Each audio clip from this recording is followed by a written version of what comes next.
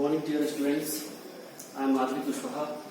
Today we start our third chapter, The Little Girl. In this chapter, the writer tells about a little girl. Now we start the paragraph. To the little girl, he was a figure to be feared and avoided. Every morning before going to work, he came into her room and gave her a casual kiss, to which she responded with "Goodbye, father." And oh, there was a glad sense of relief when she heard the noise of carriages blowing fainter and fainter down the long road. To the little girl, he was a figure. Means, in this chapter, for the little girl Kezia, her father was a figure and to be feared and avoided. Every morning before going to work, he came into her room and gave her a casual kiss. Every morning before going to his office, Kezia's father come to her Kezia's room and for a casual kiss. He used to give her a casual kiss, to which she responded, and for that casual kiss she responded with "Goodbye," saying "Goodbye, father." And oh, there was a glad sense of relief when she heard the noise of carriages going fainter and fainter down the long road. And after that, Kezia felt relief when she heard the noise of the carriages.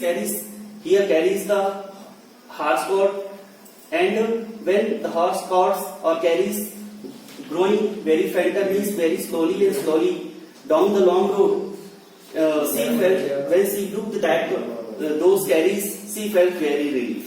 In the evening, when he came home and she stood near the staircase and heard his loud voice in the hall, "Bring my tea into the drawing room. Hasn't the paper come yet? Mother, go and see if my paper's out there and bring my slippers." In this paragraph, the writer describes here, in the evening when he came back from the office to home, he came home and stood near the staircase and heard his loud voice in the hall. Means, when he came back, Kezia's father came back from the office home, Kezia's father called Kezia to bring his tea and his newspapers also.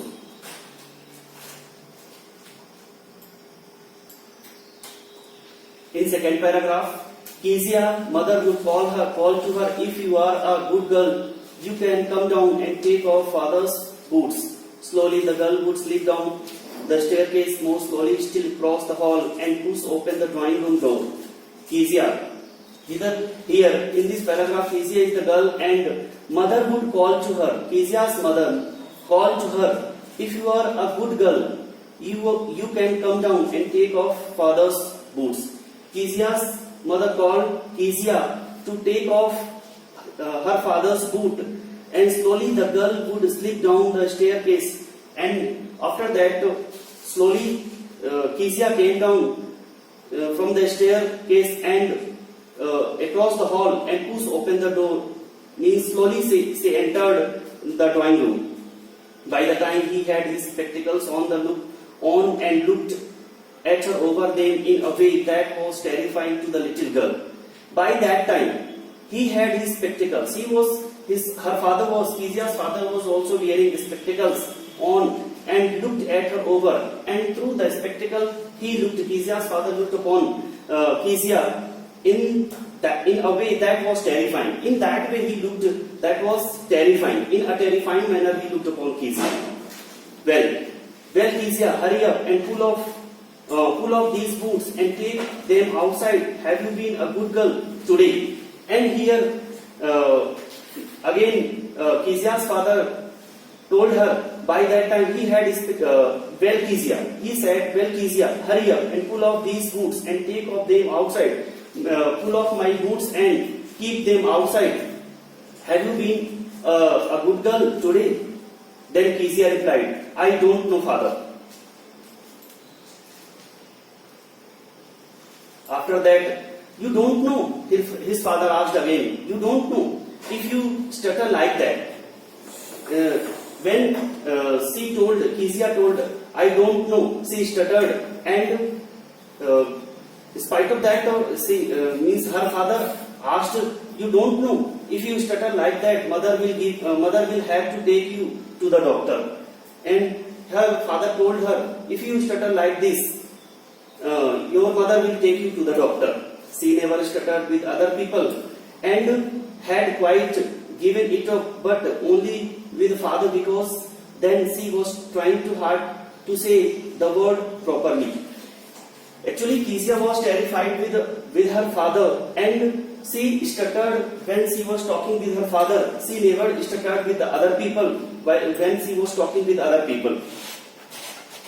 What is the matter? What are you looking so pressed about? Mother, I wish you taught this child not to appear on the brink of suicide. Here, Kezia, carry on. Carry my teacup back to the table carefully.